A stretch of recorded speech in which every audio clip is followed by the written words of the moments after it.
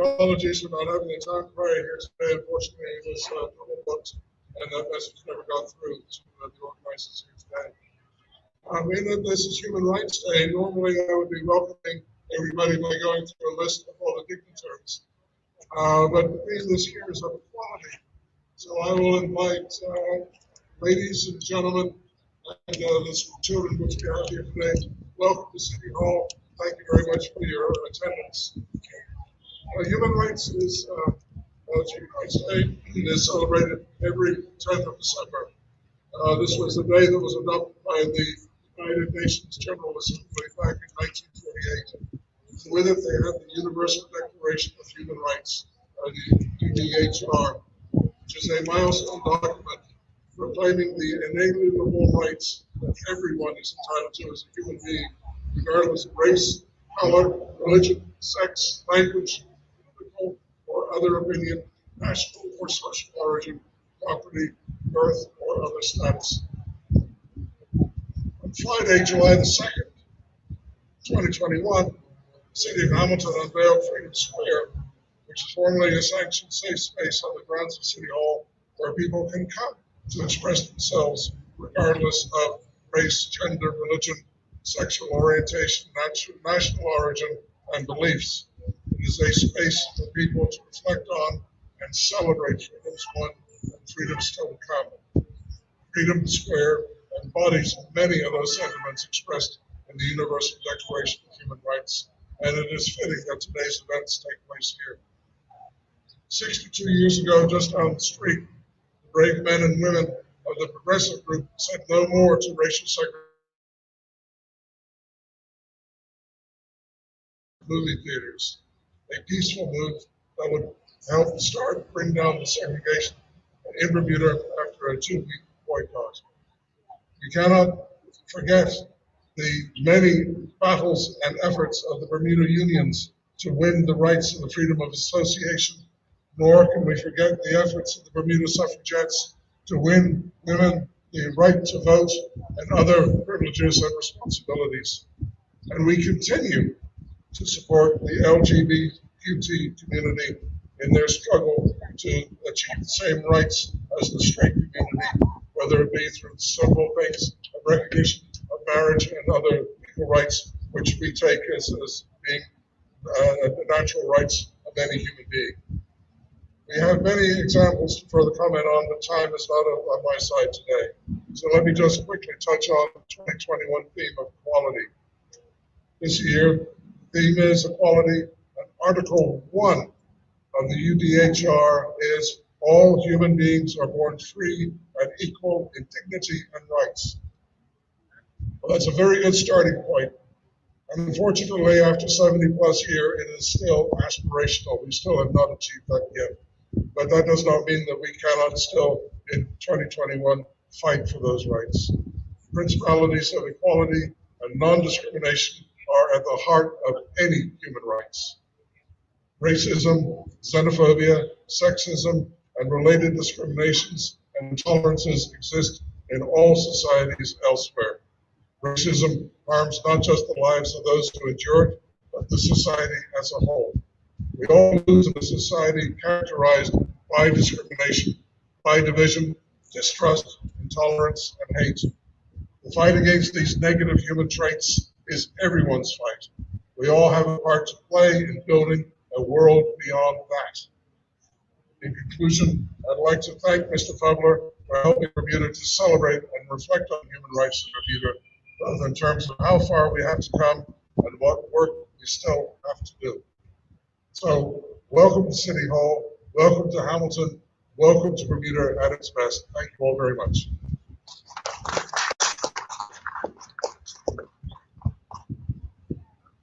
Thank you, Mr. Mayor. The whole thing about Freedom Square, it was a campaign that involved some of the same groups, basically the same groups that are involved in today's action. And the city has put in place some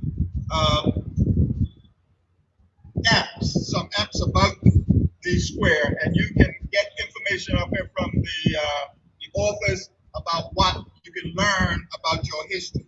So So let's give the corporation another round of applause for supporting the concept of Freedom Square. We now have a joint statement on the importance of Human Rights Day and human rights by two, I was going to say twins, but not twins. On the one hand, we have the Secretary General of the Bermuda Trade Union Council, Mr. Dwight Jackson, and we have his erstwhile twin,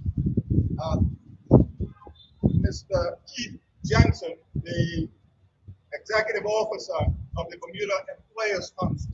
And as you know, sometimes we see these as two poles. However, they come today to celebrate human rights, and this joint statement is a part of that.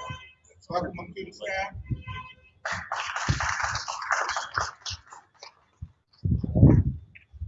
Good afternoon, everyone.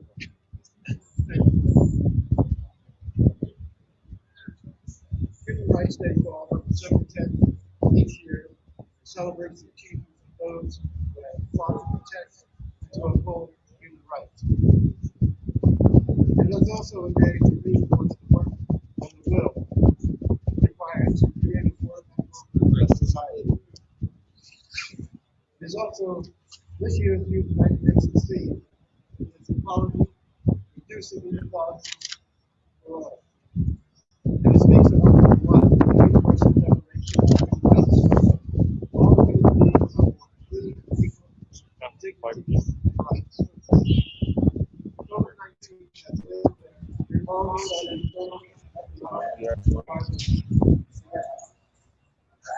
this is happening around the world. Not everyone is affected by the COVID-19 crisis. Not everyone is impacted in the same way. We may all have been in the same storm, but we're not all in the same boat. Mr. Dwight Jackson, General Secretary of the Congress, will carry on the address at this point. Thank you, Keith. We may all have been in the same storm, but we are not all in the same boat. One of the ongoing concerns of the pandemic is disproportionate impacts on vulnerable and historically marginalized sectors of our society. Within the Bermuda community, this includes adults, children facing domestic violence, individuals who are homeless or without stable housing, those with chronic health conditions, those facing food insecurity and socioeconomic exclusion, unemployment and underemployment, individuals with mental health issues, older individuals living alone or in care facilities, people with disabilities, the LGBTQI plus individuals, among many others. We know that societies that protect and promote human rights for everyone are more resilient and sustainable and stand better equipped to weather unexpected crises. The principles of equality and non-discrimination are at the heart of honoring human rights. This Human Rights Day, we want to strengthen our resolve to forge a future with equality and equity at its core. Thank you.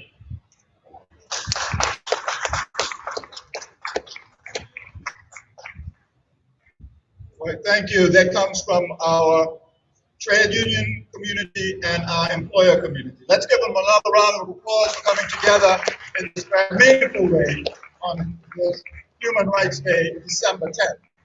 Now, we will have a few remarks from the minister responsible for human rights, and that is none other than Ms. Tanae Ferbert. Let's welcome Tanae Ferbert to the podium. Good afternoon. Good afternoon, everyone. I'd just like to say a special thank you to Mr. Fubler for organizing this event today. Happy Human Rights Day. Yes, I am pleased to be joining you all as we celebrate Human Rights Day, which has been observed annually on this 10th day of December. In 1948, some 73 years ago, on this day, the United Nations General Assembly for the first time adopted the Universal Declaration of Human Rights, otherwise referred to as the UDHR. This milestone document is available in more than 500 languages, making it the most translated document in the world. The UDHR sets out the basic rights and freedoms that apply to all people everywhere, despite their nationality, color, gender, national or ethnic origin, religion, disability, political, or any other status. Although the UDHR is not a binding document, it has inspired more than 60 human rights instruments, including Bermuda's Human Rights Act of 1981, which on the 7th of July, 40 years ago, received assent and was enshrined into law that was operated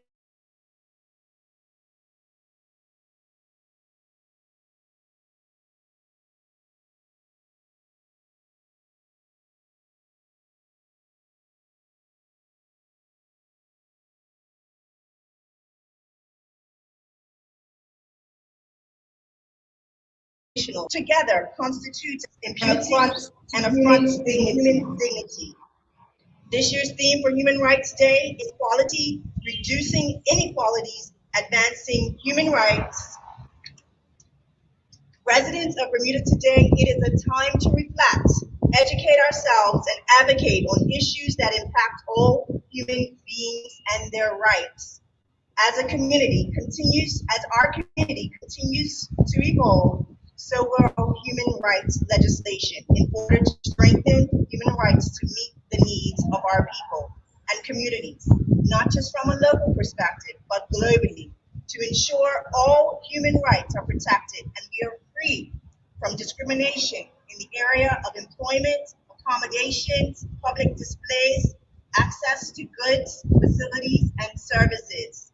I encourage companies, organizations, churches, schools, and our community as a whole to celebrate Human Rights Day by working collectively as a country to reduce inequalities and advance human rights for all, as equality is for everyone. On behalf of the government of Bermuda, again, happy Human Rights Day.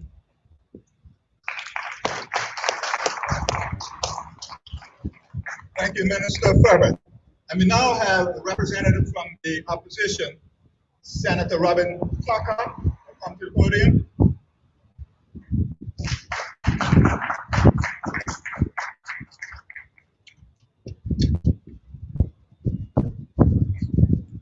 Good afternoon, everyone. I want to also say Happy Human Rights Day. I think that it is quite interesting that I would actually have to come up here and represent our opposition leader, the Honorable Cole Simon, as a Black female on Human Rights Day. I count it a privilege to be here with you today to do this. As I mentioned, I bring remarks on behalf of the leader of the opposition and the One Bermuda Alliance. It is an honor to address the topic of human rights with these few comments, as it is the responsibility of every democratic government, which is to ensure that people are equal before the law and entitled without discrimination to equal protection of the law, regardless of age, race, sexual orientation, gender, religion, or ethnicity. Human rights are in place to protect people, empower them, and enable them to become responsible, active citizens. We have only to look at our own history and to acknowledge and celebrate those who have, through their own personal sacrifices, blazed the trail for human rights in Bermuda. For example, Mary Prince pioneered the right to freedom from slavery and torture. Alice Scott one of Bermuda's leading citizens and most dedicated daughters, left an indelible mark in Sands Parish by founding a nursing home and mortgaging her own house to fund the Sands Secondary School in 1927 to ensure that children had the opportunity to become educated. She also threw herself into the battle for women's suffrage, helping to establish another human right, that is, for women having the right to vote. The list of the investments that people have made to ensure that we have the human rights that we have today goes on and on. While human rights connects us to one another through a shared set of rights, these rights also come with shared responsibilities. As citizens and residents of Bermuda, we are responsible to ensure that these and other basic human rights are observed, respected, and enforced.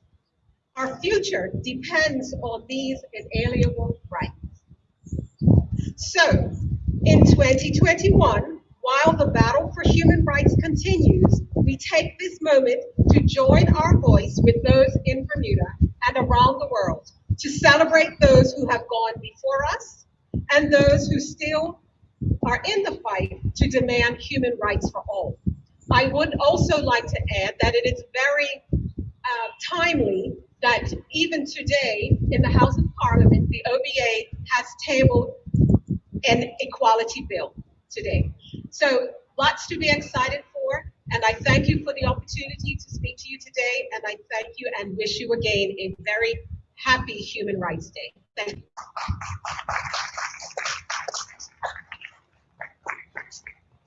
Thank you, Ms. Tucker. We now will just pause, and we're going to just take 9 seconds, to pause, close our eyes, and remember, just breathe, and remember those who contributed to our human rights today. Just 9 seconds.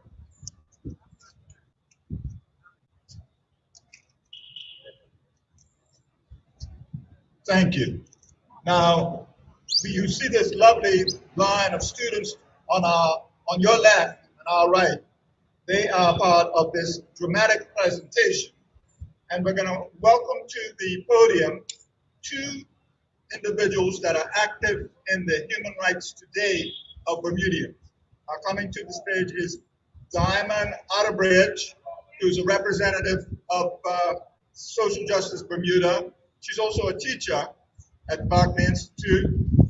And along with her will be her colleague, will be Mr. Marcus Wade, who's the Vice President of the Bermuda Industrial Union. Now he's younger than my son, so he's only in his early 30s, but he is the Vice President of the largest individual trade union in Bermuda. All right, let's just welcome him to the podium, please. Marcus and Diamond.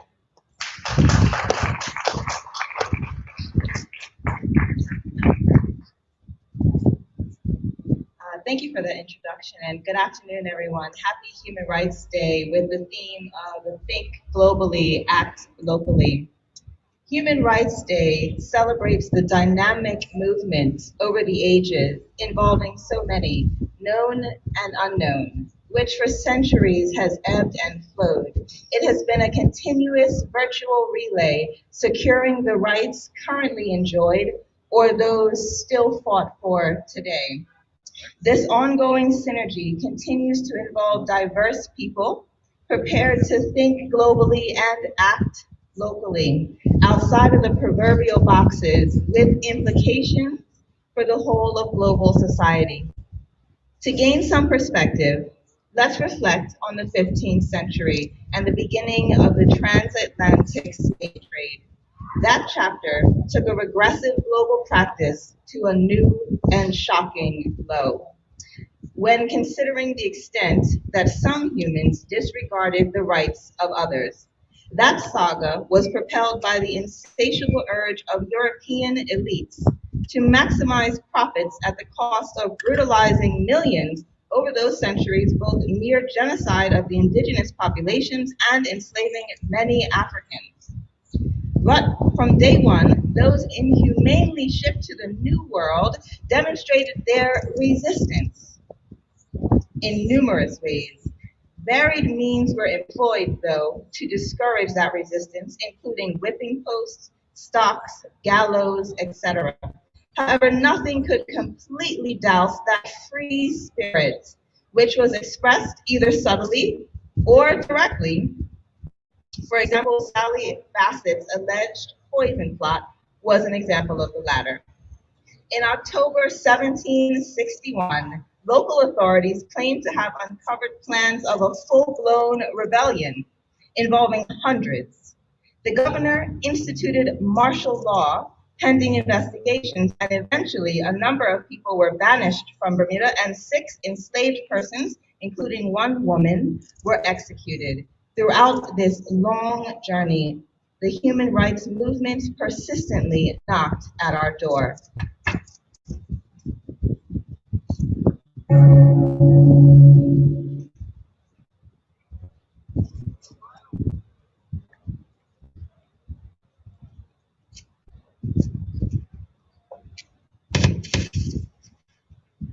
The Haitian Revolution.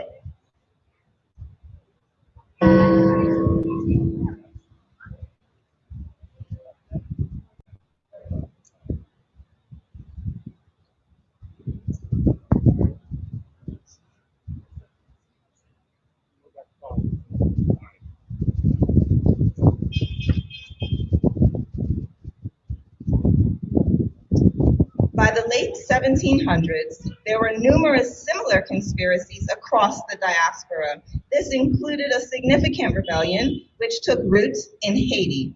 By 1804, the enslaved people of that former French colony defeated the well-armed troops of Napoleon, facilitating a global momentum towards freedom, which of course affected Bermuda. Running parallel to these rebellions were abolition movements sustained by free people of conscience, some based in European capitals. This included people involved in faith communities operating in subtle and direct ways. Throughout this long journey, the human rights movement persistently knocks at our door.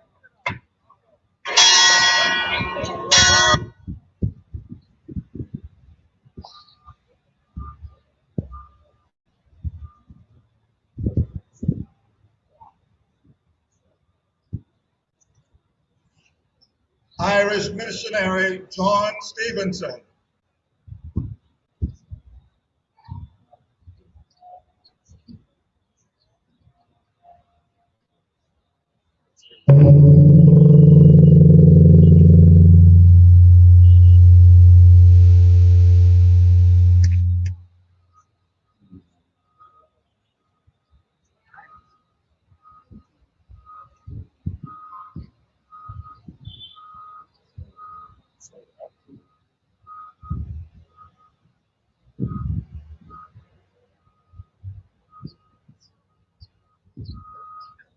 Testing. Sorry.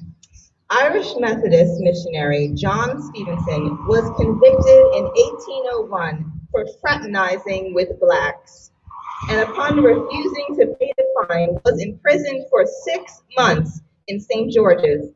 This law was subsequently found to be unconstitutional, and Methodist Joshua Marston subsequently came to Bermuda in 1808, and in 1810 built Zion Chapel, open to free and enslaved people alike. Throughout this long journey, the human rights movement persistently knocked at our door.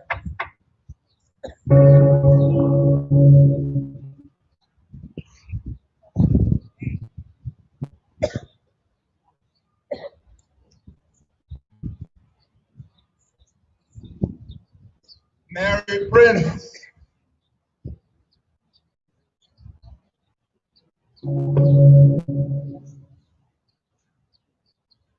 Mary Prince, born here circa 1788 into the inhumanity of slavery, received those lemons, but like so many, made lemonade. Notwithstanding the circumstances, she, like many, retained a free spirit in heart and mind, as exemplified in Haiti in 1804, leading the British government to abolish the slave trade in 1807. Mary Prince's story involved out of the box collaboration with diverse people, notably the Moravian Church, where she learned to read and write while living in Antigua, and the abolition movement in London. It was in that city that Mary connected with British supporters Thomas Pringle, the secretary of the Anti Slavery Society, and writer Susanna Strickland. It was through the close collaboration of these three that the bestseller was published in 1831 as the first narrative of the life of an enslaved person.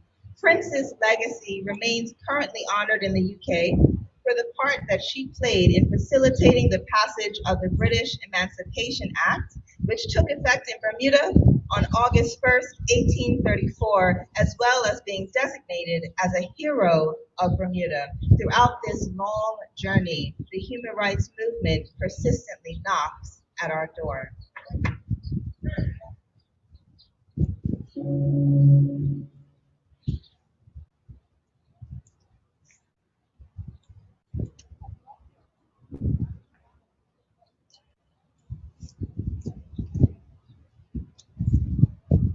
The enterprise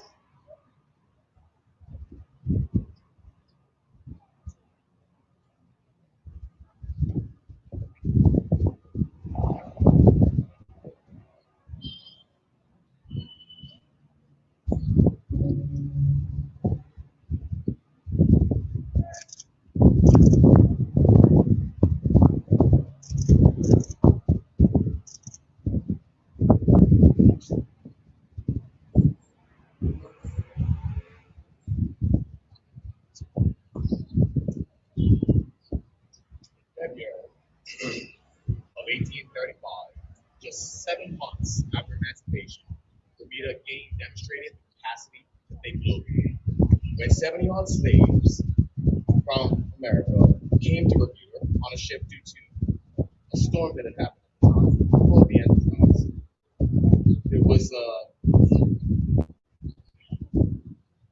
it was a dynamic situation at hand. The submission of a writ for habeas corpus by Friendly Society Chairman Richard Tucker resulted in a ruling by the then Chief Justice liberating 72 persons who chose the right to remain in Bermuda. The packed court, which included many supporters, erupted in joy with the outcome. The Attorney General passed a round of election claim, and Friendly Society members pulled together the funds needed to integrate the liberated slaves into Bermuda's community. This was an example of us answering the door in our human rights movement.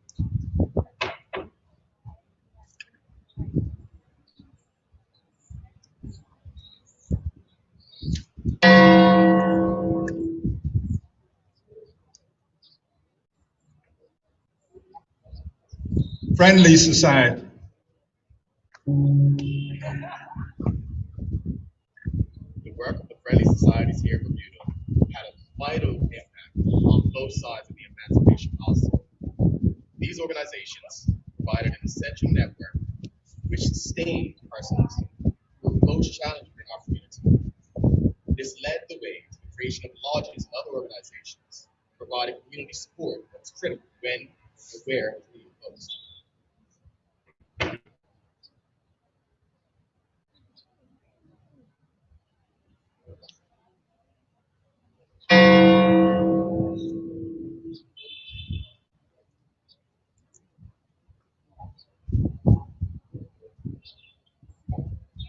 Reverend Monk of the AME Church. Paralleling the Friendly Societies, leaders within Bermuda's church community championed human rights at critical junctions. The Reverend Charles Benton Monk of the Allen Temple AME Church was a prominent figure in 1903 when he was fined and imprisoned for publishing an expression of support for Jamaican workers protesting conditions at the dockyard. Making sacrifices for the cause, Reverend Monk and the church community greatly impacted local human rights efforts, and the injustices done unto them were recognized in July of 2019 when Governor John Rankin posthumously pardoned Reverend Monk, responding petition initiated by the Reverend Nicholas Tweed and supported by the Honorable Premier David Byrne.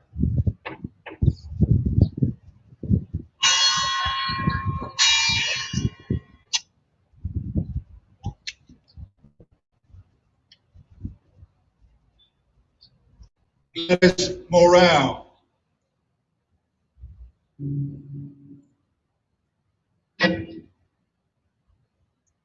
Gladys Morale was an inspiring figure, driven to think globally as a student in London. During the height of the suffragettes movement, which fought and pushed for women's right to vote in the early 20th century, Gladys Morale returned to Bermuda in 1919 and led a 25-year-long campaign that resulted in the passing of the Women's Voting Rights Bill in Parliament. That success was critical. It was also supported by an influential figure, a politician actually, who stepped beyond the box of his fellow parliamentarians, supporting the women's bill and laying down a framework for future human rights efforts. The next effort that he really drove towards was the elimination of an undemocratic property requirement-based voting system that excluded over 90% of the population from the right to vote. Again, human rights not done.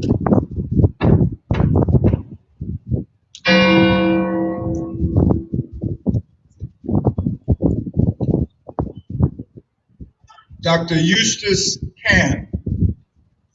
That politician that I referenced earlier is Dr. Eustace Can, whose personal pivot facilitated the suffragettes' success and in turn fostered a transformation of community dynamic.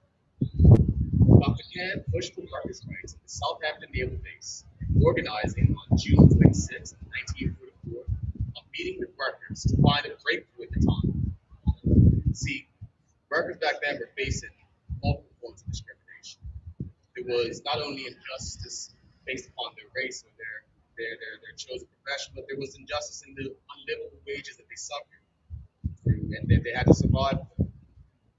Dr. Can, who was a keynote speaker at the meeting that I referenced earlier, encouraged those workers to pivot from a closed-minded, siloed approach towards one where labor would be represented across the entire island in a unified collective stance. That meeting, in effect, saw the birth of the Bermuda Workers Association, which subsequently evolved into the Bermuda Industrial Union that I work with and serve with today. Again, it's a sign that we can step forward to answer the call to universal human rights in our local context.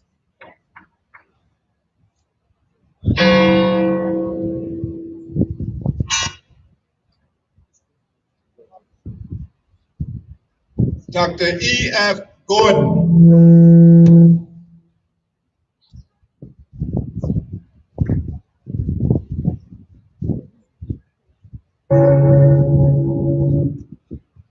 If one imagines Dr. Can as having consistent with the delivery of Bermuda's trade movement, Dr. E.F. Gordon took responsibility for raising the young when he assumed the presidency of the Bermuda Workers Association. Dr. Gordon, who saw Bermuda's injustices with a rare level of clarity, led a petition in the 1940s that drove international awareness of the human rights violations our country was facing and really struggled to get through. This mid-40s transformational movement mirrored the suffragette strategy championed by Gladys Cole in the 1930s, but with a more global focus and international attention applied to it. Thinking globally, acting locally. This initiative paralleled campaigns across the rest of the world to trade unionists globally. Today, we take the time to celebrate these heroes. We take the time to look at the holistic nature of our human rights movement. And we hope that these examples may inspire those present today to build upon the foundation that was set for us. In closing, I'd like to thank the honorable guests, to thank the organizers, to thank the students, and to thank everybody who goes forward and moves with purpose towards more progressive human rights in the days and decades to come. Thank you very much. Let's give them a round of applause. And the students that were involved, I know some of them had to leave. while Lisa comes up to the microphone, I'd just like to point out that in the story that you heard, the story of the human rights movement, that the key piece that happened in the mid-40s happened because of the action of workers. And here today we have the daughters, two daughters of Mr. Austin Wilson, who will stand and come to the front just a minute. These are two of his daughters. This Mr. Austin Wilson is the grandfather of Minister Kim Wilson. And of course, Kim Wilson is being a Trojan in the face of this pandemic. She's mirroring the grit that her grandfather had amongst all of those that campaigned in the 40s for human rights. Right, thank you, Austin Wilson's daughters. And now to close out, we'll just have some thank yous from the Executive Officer of the Human Rights Commission, Ms. Lisa Reed.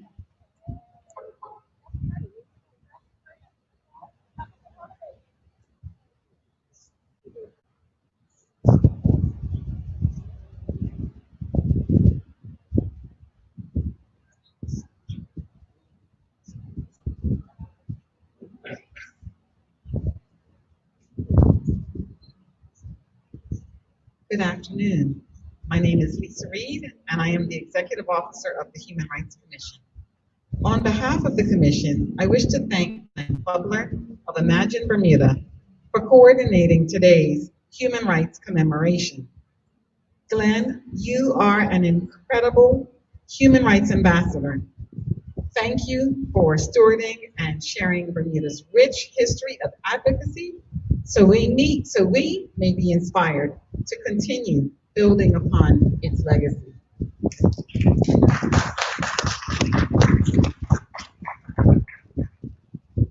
Thank you to all the participating organizations and representatives, including our schools and students, for taking the time to join us today.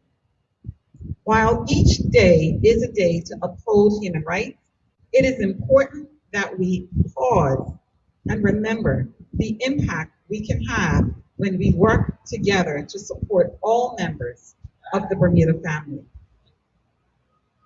Thank you.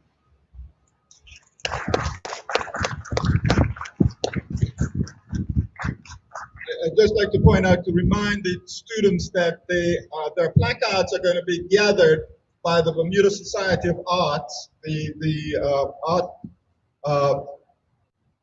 at the top, the gallery at the top of City Hall, and they'll be using these in the future for a project. So if you don't mind, let's bring your placards up to the podium, and they will be taken up to the Bermuda Society of Arts.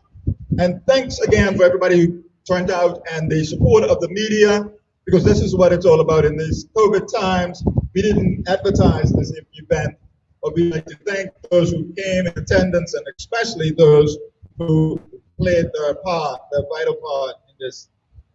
Thank you again.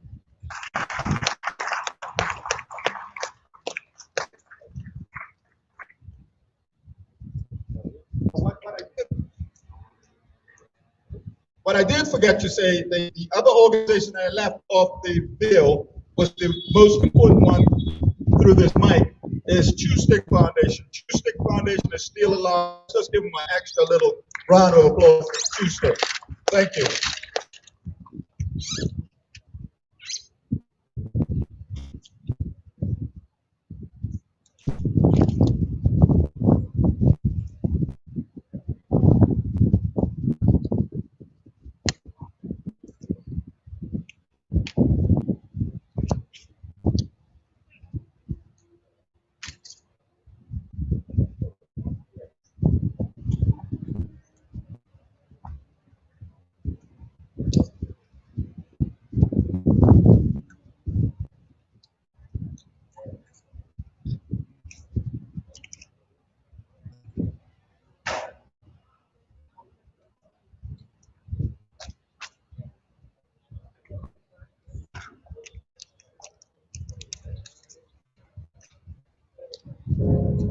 broken down and tired of living life on the merry-go-round.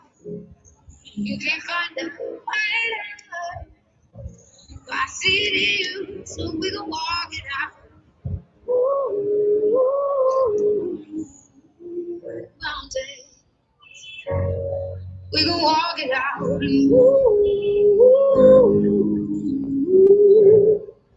mountain, and I rise like the day, I rise up. I rise unafraid, I rise up, and I do it 1,000 times again. And I rise up, I like the waves, I rise up, in spite of the aches, I rise up, and I do it 1,000 times again.